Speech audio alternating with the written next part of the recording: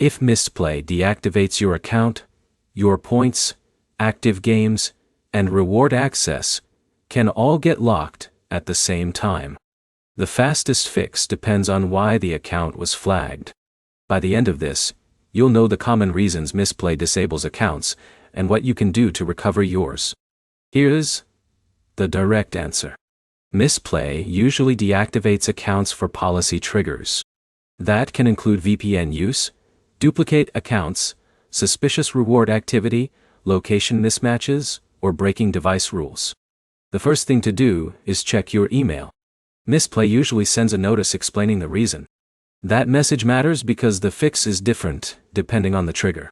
If the issue is a VPN or location mismatch, turn off your VPN completely and remove any location spoofing apps.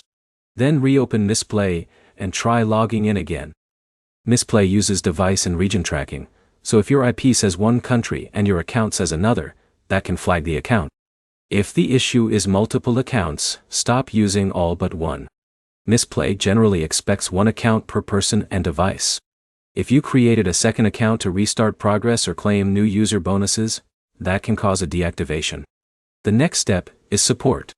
Open the Mistplay support page from the app or their website and submit an appeal. Use the exact email linked to your account.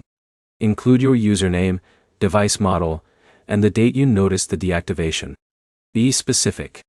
Don't write, "Please fix my account." Write, "My account was deactivated after switching phones on July 2nd. I have only used one account and no VPN." That gives support something clear to verify. Now, don't create a new account while waiting. That can make the original flag harder to review because it looks like you're bypassing the restriction. Also check if you recently changed devices.